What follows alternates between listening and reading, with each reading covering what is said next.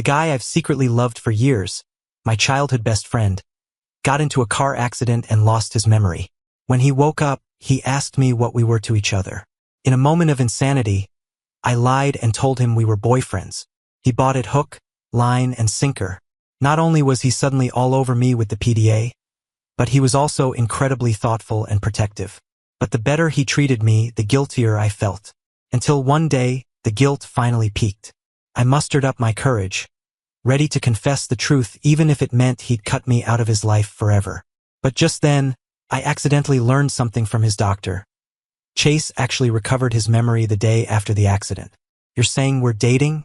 Looking at the confused expression on Chase's face in the hospital bed, I let out an awkward laugh and braced myself to answer. Yeah. We've been together for almost 5 years. Chase frowned slightly, staring at my face for a long time. But I have absolutely no memory of you. How can you prove it? I felt a little guilty, but on the surface, I feigned a look of wounded grievance. Humph, you seriously don't believe me? If you don't believe me, just unlock your phone. The wallpaper is a photo of us. He fished out his phone, tapped it open, and sure enough, there it was. It was the last photo I had shamelessly begged him to take with me at the airport before he went abroad for grad school. I never thought it would come in handy like this. In the photo, my face took up most of the screen. My eyes were a bit misty, and my finger was poking Chase's cheek. Back then, to humor me, Chase had actually cooperated and made a face. I wasn't actually happy with that photo, especially because my eyes looked red from crying. I had wanted to delete it and retake it, but the guy not only mocked me for being a crybaby, he turned around and set it as his wallpaper, and he'd kept it there for 3 years. Chase stared at the wallpaper for a long time, his eyes scanning it intensely as if trying to find traces of Photoshop. I got impatient, snatched the phone from him, and unlocked it. I quickly opened his gallery and shoved the screen in front of his face. Chase's frown deepened, because aside from a few random landscape shots and screenshots of documents, the rest were all photos of me or photos of the two of us. Chase's intense frown shifted into an expression of pure shock. He pointed back and forth between himself and me in disbelief. Me? With you? 2 guys? I added fuel to the fire. You didn't seem to mind that we were both guys when you were pinning me down and begging for a kiss. He fell into deep thought. After struggling internally for a long while, he reverted to his usual cautious self and asked me several private questions about him. I answered every single one fluently. He was completely out of options. He didn't say another word, just lay flat on the bed from morning till night, processing it all day. I, however, was thrilled. After all, we were joined at the hip since we were kids. I could guarantee that no one in the world knew him better than I did. When Chase got into the accident this morning, the hospital immediately called his emergency contact. Me. I rushed to the hospital, crying my eyes out the whole way. Luckily, Chase has 9 lives. The doctor said that aside from some external injuries, he only had a minor concussion. It wasn't serious, but whether there would be any aftereffects, we had to wait for him to wake up to know. Who knew that when Chase woke up, he'd be perfectly fine, except for the fact that he had forgotten me. It was like he had plucked me right out of his life. I was furious. So when he asked about our relationship, I lied. I cried and told him he was a heartless jerk for forgetting his own boyfriend. Actually, I didn't say that just to mess with him. I had my own selfish reasons. I had been secretly in love with him for 5 whole years. But from what I had observed, he was severely homophobic. Back in our senior year of high school, the class monitor next door was outed when his diary went missing. One time, I just happened to go to his birthday party and drank a couple of sips of beer. Chase showed up with a dark expression and dragged me home. Seeing how serious he looked, I thought he was mad about the drinking. So I weakly argued, I'm 18 now. Chase's brow didn't unfurrow. He just suddenly said, don't hang out with weird people. I didn't understand. Later, I accidentally saw a male classmate run up to our dorm room with a love letter to confess to Chase. Chase looked indifferent and rejected him point blank. Although he didn't say much, I saw the disgust and aversion in his eyes. That look felt like a cold thorn piercing my heart, chilling me to the bone instantly. I finally understood what Chase meant by weird people. But he didn't know that I was that kind of person too. If he knew that the first time I had that kind of dream, it was his face I saw We probably wouldn't even be able to be friends anymore. My youthful crush was wild and reckless, but to stay by his side, I forced myself to bury it deep. Now, because I got greedy for a moment of happiness, I deceived him. I don't know if this is right or wrong. I hope you can give me a little time to adjust. Chase's voice suddenly cut through the air, snapping me out of my daze. I looked up, a bit confused. What? Chase looked straight at me and said, word for word. Even though we are a couple, I have no memory of our past. Under these circumstances, our interactions might feel a bit awkward. So, instead of forcing it, why don't we take it slow and try to rebuild our feelings for each other? Hearing him say that, I thought I was dreaming. Wasn't this exactly what I wanted? Maybe I could use this chance to actually make him fall in love with me. I cleared my throat, forcefully suppressing the frantic beating of my heart. Then I pretended to stroke my chin in deep thought, acting like I was compromising. Fine. Since you put it that way, let's do it your way. I thought Chase's idea of taking it slow meant waiting a few days. I didn't expect that the very next afternoon, just as I finished work and walked out of the school gates, I'd see Chase's car parked right there. I expertly opened the passenger door and asked in surprise, "What are you doing here?" I had been lecturing until my mouth was dry, so my voice was a bit raspy. I didn't pay much attention to it, but Chase grabbed a bottle of water from the console and handed it to me before answering. "I wanted to take you on a date." My heart skipped a beat, and my eyes widened. Chase really is Chase, his execution is God tier. Yesterday he said we should adapt slowly. Today he seamlessly switched into boyfriend mode. I took a drink of water and asked, "So, where are we going?" Chase looked calm as ever, but two words popped out of his mouth. "A hotel." I didn't have time to swallow. I choked on the water.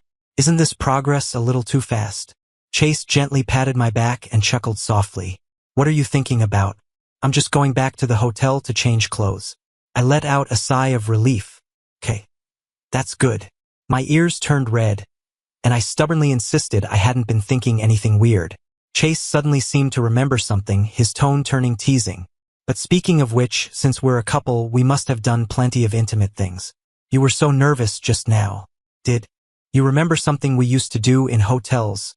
The way he stopped mid-sentence was incredibly annoying, and to make it worse, my face betrayed me by turning bright red. I screwed the cap back on the bottle tightly and threw it at him. "Are we going or not?" Chase didn't get mad. He smiled, gripped the steering wheel, and started the car. I felt like he was being cheeky today, just as cheeky as he was before the amnesia. When we got to the hotel suite, Chase took off his shirt right in front of me.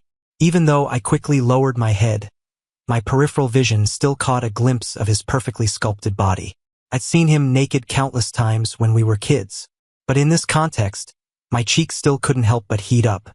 Forget it. If he dared to strip in front of me, why shouldn't I look? It's not like I'm losing anything.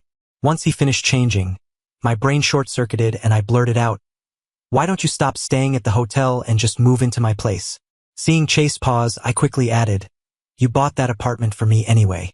It's only right that you move in." Since Chase came back to the States last month, he had been staying in a hotel. I had wanted to bring this up for a while, but I was afraid my intentions would be too obvious, so I swallowed the words every time. Given the current situation, it seemed like the perfect opportunity. A trace of hesitation flashed in Chase's eyes, but eventually, he agreed. After we moved in together, Chase demonstrated exactly what a model modern boyfriend looks like. If I slept in and was rushing in the morning, my toothbrush would be sitting on the sink with the toothpaste already squeezed onto it. Any snack I casually mentioned would appear in the pantry the very next day. For someone who supposedly hadn't been in a relationship, he handled these thoughtful details effortlessly. But the better he treated me, the guiltier I felt. I knew this happiness was just a bubble waiting to burst.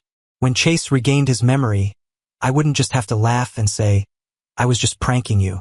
I would have to go back to being just his buddy. All these thoughts and actions that crossed the line would have to be packed away neatly. Since that was the case, I decided to hold on tight to this fleeting joy. Letting myself indulge a little wasn't too much to ask, right? That Saturday, the sequel to my favorite movie came out, and Chase immediately took me to see it. Halfway through the movie, my phone slipped off my lap and slid into the gap between the seats. I bent down to pick it up, Chase turned sideways to help me look for it. I found the phone and was just about to tell him. But when I turned my head, the tip of my nose bumped into his cheek as he leaned in. Our lips crashed together, completely unexpectedly. Chase's pupils dilated slightly, and he pulled back in less than half a second. I kept a straight face. What couple hasn't kissed? We've kissed like 800 times. No need to make a big deal out of it. After saying that, I immediately glued my eyes to the screen. My hands frantically grabbed a huge handful of popcorn and shoved it into my mouth. I didn't even remember to chew slowly. Thankfully, the theater was dark enough that my burning red ears were hidden in the shadows, so I didn't get caught. I have no idea what happened in the rest of the movie. My mind was entirely occupied by the warm sensation of that touch. Even after the movie ended, I still felt flushed and dizzy, so I suggested walking home to get some cool air. As we walked side by side, Chase took my hand. His hand was exceptionally large, easily wrapping around my cold fingers. I wish time could just stop right at that moment. But just then, a voice called out from behind me, "Jasper." The moment I heard my name, I immediately shook off Chase's hand. I felt guilty, like a cat caught stealing cream, and my eyes darted around in panic. A colleague I ran into smiled as she walked up and glanced at Chase. "Jasper, who is this?" Chase nodded slightly and answered politely, "I'm his roommate." I cut him off sharply before he could finish. Chase paused. He didn't argue, but his fingers curled slightly. Although he didn't say anything, for some reason, I felt like he had sensed something. The next day, Chase was out at a business dinner until very late. It was nearly 2 a.m. when he got home. As soon as he walked in, I smelled the strong scent of alcohol. Seeing his unsteady steps, I realized he was drunk. I quickly helped him to the sofa to rest, then turned to the kitchen to make some hangover soup. Just as I finished cooking, Chase appeared in the kitchen. Since he's much taller than me, he easily wrapped me in his arms from behind. Am I embarrassing? He rested his chin on my shoulder, his warm breath brushing past my ear. Do you think I'm not good enough to be seen? I was completely stunned. This guy seemed to have a very skewed perception of himself. If a face like his was embarrassing, then barely anyone in this world could show their face in public. Quickly shook my head, my heart turning into mush. He turned me around by the shoulders to face him. Then he extended his arms, trapping me between his body and the counter. I have a question for you. I clenched my fists, nervous. Did he get his memory back? Did he realize I was lying? Like a criminal waiting to be handcuffed, I stood silently awaiting his judgment. But the next second, he said in a low voice, "Can I kiss you?" Huh? What kind of foul play is that question? His breathing was right there. Drunk Chase had this hazy look in his eyes, full of rogue charm. Who could resist that? I pinched the back of my hand hard. Not a dream. I felt like my heart was about to pound right out of my chest. I didn't know the meaning of restraint. I wanted to tackle him onto the bed right then and there. But if he ever recovered his memory, a situation like this, one that went way beyond expectations, would be impossible to clean up. But with a gorgeous man right in front of me, I couldn't think that far ahead. I closed my eyes and pressed my lips against his first. The kiss was passionate, self-indulgent. Chase quickly took control, lifting me onto the kitchen counter. His hand gently cupped the back of my neck, tightening with just the right amount of force. In the heat of the moment, just as I couldn't help but place my hand on his belt, Chase suddenly opened his eyes, as if snapping awake. He ran away. After that day, Chase seemed to start avoiding me. He left early and came back late every day. Sometimes he even slept at the office. Even though we lived under the same roof, the number of times we saw each other could be counted on one hand. If my lips didn't still feel that distinct swelling, I would have suspected that kiss was just a dream I hallucinated. I wondered if he instinctively felt repulsed that day. Did he suddenly realize he was kissing a man, feel disgusted, and flee? Whether that was the case or not, I decided I couldn't just sit and wait for death. We had finally gotten to this point. Rather than waiting for him to recover his memory and for things to get awkward, I might as well seal the deal now. Even if he broke ties with me after remembering, I would have no regrets in this life. No sooner said than done. I had never been this brave. That night, I deliberately put on one of Chase's button-down shirts as pajamas. The fabric hung loosely on my body, barely, covering the top of my thighs. Below that, absolutely nothing. When Chase came back, it was already past midnight, and his assistant was following him in. Hearing the door open, I immediately threw myself at Chase. "You're back." Chase caught me, of course, and turned his body slightly to block his assistant's view. "I'll give you the documents tomorrow. You can head back now." As soon as the assistant left, Chase peeled me off him. His gaze lingered on me for only half a second before looking away. He raised his hand to turn up the thermostat a couple of degrees, then asked me, "Where are your clothes?" I blinked my eyes innocently and recited the excuse I had prepared. "My pajamas aren't dry yet, so I borrowed yours." But the pants were too big, they wouldn't stay up. I dragged him to drink with me, claiming I was celebrating a promotion at work. I'm a lightweight. One glass in and I was already dizzy. Using the alcohol as courage, I started acting reckless. Holding a wine glass in one hand, I draped my other arm around his neck. I sat in his lap, my body completely limp against his. "I did such a good job at work. Don't I get a reward?" Chase didn't seem to expect my move. His expression faltered slightly. "What do you want?" I hooked the corner of my lips and whispered something in his ear. Chase's expression didn't change, but his slightly red ears betrayed him. I pretended to slip and spilled the wine on him. The burgundy liquid instantly soaked his white shirt, outlining the faint lines of his abs, making my blood rush. "Oops, sorry." After a totally insincere apology, I grabbed a handkerchief and leaned in.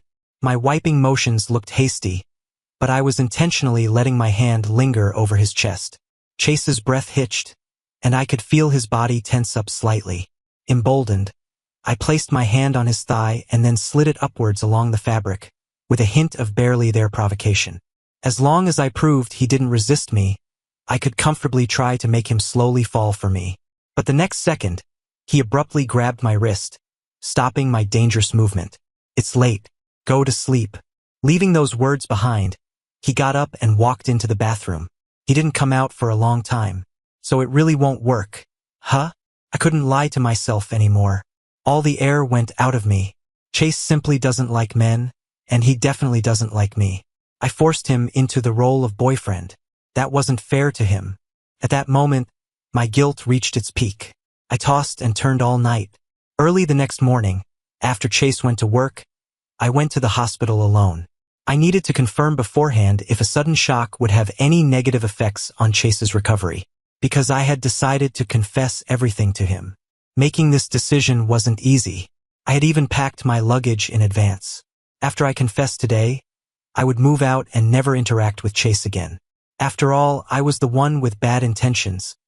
I should bear the consequences myself. But after hearing me out, the doctor looked confused. He told me there were no after effects. Chase's memory had already returned the day after the accident, which meant that for this whole time, the man dating and kissing me was Chase with his full memory intact. Took me a long time to accept this reality. I sat there in a daze for ages. Since Chase already knew I was lying, why didn't he expose me? Why play along? In a flash, an absurd, unbelievable guess crossed my mind. Chase had always been lucky with romance. In high school, the wealthy, beautiful prom queen secretly put breakfast in Chase's desk every day. Surprisingly, Chase didn't refuse it. When she held her birthday party, Chase, who usually hated those events, actually accepted the invitation. Even for the school's overnight camping trip, Chase agreed to be on her team. Everyone said the feelings were mutual and they were definitely going to happen. That day, I climbed to the mountain peak and saw Chase and the prom queen standing by the railing, chatting. Honestly, standing together, handsome guy, beautiful girl, they were easy on the eyes. But my heart felt like it was being twisted into a knot. I didn't have the heart to listen to what they were saying, so I turned around and went back down the mountain. When I snapped out of it, I realized I had no idea where I was. I tried to use my phone to contact a teacher or classmate, but it was remote out there. There was absolutely no signal. I pulled out a paper map and flipped it over and over, but I have zero sense of direction. I couldn't even tell where I was, let alone find a path using a map. I had no choice but to brace myself and keep walking. Whenever I hit a fork in the road, I just play eeny, meeny, miny, moe and pick one. The sky gradually darkened. I hadn't run into a single classmate. I started to panic. But even in that situation, my mind was still filled with the scene of Chase and the girl on the mountaintop. I was hopeless. Because I couldn't see the path clearly, I tripped over a rock and tumbled down a slope. Luckily, there was a protruding flat area halfway down, stopping me from rolling all the way to the bottom of the cliff. But I just moved slightly, and my leg hurt like hell. Blood was gushing from the wound, and I couldn't move at all. I shouted loudly for 10 minutes until my voice was hoarse. But the only response was the wind and the occasional cry of some unknown animal.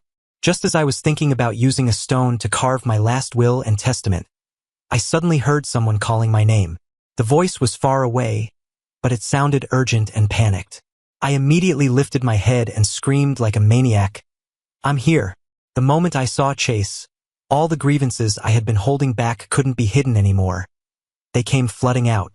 Seeing me like that, Chase assumed I couldn't handle the pain. He simply dressed my wound, then immediately bent down to carry me on his back, rushing down the mountain. Leaning on Chase's back, I felt an inexplicable sense of safety. But thinking that Chase might carry someone else like this in the future, maybe he had already carried that girl, I couldn't help but feel bitter. "Why are you here? Shouldn't you be with your girlfriend?" My tone was so sour you could pickle cucumbers in it. Chase tilted his head slightly, asking in confusion, "What?" Luckily, Chase couldn't see my expression. He could only hear the teasing tone I was trying so hard to fake. "Are we bros or not? Keeping secrets from me? Aren't you dating?" Chase's footsteps paused for half a second. Then he answered quickly, "Not happening. Is that why you've been acting weird with me lately?"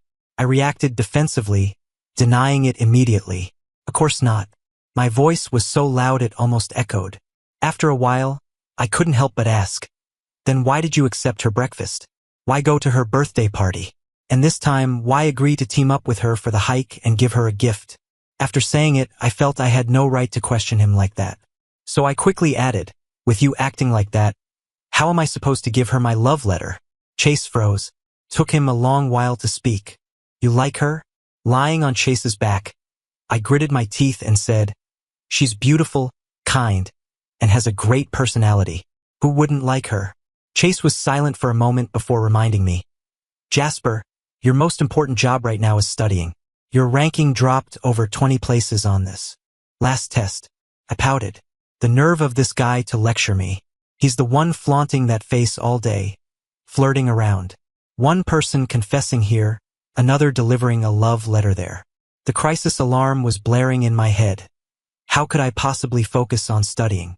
But seizing the opportunity, I had a sudden idea. "Then let's make a pact. Neither of us dates in high school. Deal?" Chase gave a quiet then suddenly said, "I thought you were the one putting the breakfast in my desk." I frowned and blurted out, "Please, if I were buying you breakfast, why would I choose crab soup dumplings? You hate that smell." Chase turned his face toward me. "How did you know those were in there? Did you look? Why would I snoop through your stuff?" I guessed, "Okay." I was blushing furiously, so I quickly patted his shoulder. "Don't change the subject. How do you explain the birthday party? You're not the type to go to those things. And giving her a gift, I saw it with my own eyes." Chase carried me steadily as he explained seriously. "The gift was a polite return for the breakfasts I accepted. I turned her down today. As for the birthday party, didn't she invite you too? I thought you'd definitely go join the fun. I only left early when I realized you weren't there." For some reason, my mood suddenly brightened. My leg didn't seem to hurt as much. I pursed my lips and mumbled, "Who told you not to ask me first?" Chase chuckled lightly, his tone carrying a hint of helplessness. "You've been giving me the cold shoulder for days. You detour whenever you see me, and you blocked my number. How was I supposed to ask?" After that, although Chase was still popular, he never had any rumored girlfriends again. Even when he was studying abroad, Chase video called me every day as soon as he was done with work. There was absolutely no possibility of him dating anyone. So I didn't know what Chase looked like when he liked someone. But what if that person was me? I immediately pulled out my phone and searched online. How to tell if someone likes you. The summary was, they are willing to spend time and money on you, and willing to put effort into making you happy. I immediately went out and bought a ridiculously difficult Lego set. When building it in front of Chase, I complained about my hand cramping 1 minute and the instructions making me dizzy the next. After deliberately placing a few pieces wrong, I pretended to get mad, acting like I was fighting with myself. My acting was so real I even squeezed out a tear. Seeing this, Chase quickly came over to patiently help me fix the mistakes. For the entire next week, he stayed up with me until the early morning hours every night to build it. I only found out later that he had a pile of unfinished work at the time. Every time, he waited until I got tired and fell asleep before going to his study to work until dawn. Thinking back now, I realized that growing up, he always seemed to put me first. I was just so used to it that I never paid much attention. Seeing the dark circles under Chase's eyes getting worse, I felt a little bad. So that night, I pretended to fall asleep early, wanting him to go handle his own business. But after Chase carried me back to my room, he didn't leave immediately. Instead, he sat by the bed and stared at me for a long time. Just as I was confused, I suddenly felt a warm touch on my forehead. He kissed my forehead. My heart jolted, but I could only keep my eyes closed and not dare to move a muscle. The kiss was brief. After Chase left, I opened my eyes and sat up instantly. If the impulse from the other day could be explained by alcohol, what about this time? I covered my burning cheeks with both hands, my heart pounding chaotically. I didn't need any more proof. I think I already knew the answer. On Valentine's Day, Chase and I went to the supermarket and bought a ton of ingredients, planning to cook a dinner together at home. While we were busy in the kitchen, my phone suddenly buzzed. A female colleague, Sarah, had sent me a voice message. I tapped it without thinking, and the audio played out loud on speaker. "Jasper, thanks so much for today. I wanted to thank you in person. Do you want to grab dinner tonight? A dinner date on Valentine's Day." Any adult could hear the hidden meaning. I glanced sideways, observing Chase's reaction. He should be jealous, right? I felt strangely excited. I had already typed out a rejection in the chat box, but I deliberately asked Chase in a cheeky tone, "Do you think I should go?" I was fantasizing about Chase getting wildly jealous and pinning me to the bed to punish me. The grin on my face was impossible to suppress. But the next second, Chase answered, "Up to you." I froze, the smile stiffening on my face. What the hell? Is this how playing hard to get works? But we agreed to cook together and we bought all this food. It wouldn't be right if I just left, would it? Chase placed a carrot on the cutting board and chopped it efficiently. "It doesn't matter. I can eat by myself tonight. The leftover ingredients can go in the fridge. They won't go to waste." Is this about wasting food? Dissatisfied with his answer, I frowned slightly. "Then I'm going? I'm serious." Chase didn't stop chopping, nor did he look up at me. He just gave a simple MHM. I got a little angry. At first, I was just bluffing. But now, I actually walked to the entryway and put my shoes on. Just then, Chase called out to me, dried his hands, and walked toward me. I smirked. I knew he wouldn't be able to hold back from stopping me. But Chase just took a brown coat from the rack and draped it over my shoulders. "It's cold out. Wear an extra layer so you don't catch a cold." My face fell. I slammed the door and left. The streets on Valentine's Day were full of couples, the air thick with romance. I should have been at home enjoying the holiday vibe with Chase. Instead, here I was, sitting alone in a park pavilion, suffering in the wind. Looks like I overthought it. Chase recovering his memory and playing along wasn't love. Maybe he was just joking around. He didn't like me at all. I had imagined the whole thing. Suddenly, I didn't know how to face him. So I just booked a king bedroom at a 5-star hotel, planning to sleep until the world ended and clear my head. When I woke up tomorrow, I would try to let go of my feelings for Chase. I'd go back to just being his best bro. It had rained heavily at sunset. As I was booking the room, a drop of water from the pavilion roof splashed right onto my phone screen. Before I could react, the passwordless payment went through. But the payment account was Chase's. Back in college, there was a time I ate nothing but pickles and buns to save money for a pair of limited edition sneakers. When Chase found out, he forcefully set up a family pay link for me. And he has this weird quirk. The more I spend his money, the happier he gets. Staring at the payment successful screen, my finger hovered over the refund button for a moment. Eventually, I decided that was too melodramatic and gave up. After arriving at the hotel, I conscientiously texted Chase to tell him I was staying out and not to wait up. Then I tossed my phone aside and buried my head in the pillow. I opened my eyes again to the sound of frantic ringing. But just as I went to answer, the ringing stopped, and the call disconnected. I checked my phone and saw over 20 missed calls. All from Chase. Just as I was about to call back to ask if it was an emergency, there was a knock on the hotel room door. I opened it, and the man outside immediately pulled me into a hug. He held me tight. I was stunned. "Why are you here?" Chase said, his voice muffled. "I got the text alert. I saw you booked a room." I realized what happened and my eyes widened. Wait, did he come to catch me cheating? I pushed him away and put on a serious face. "I have 2 questions for you.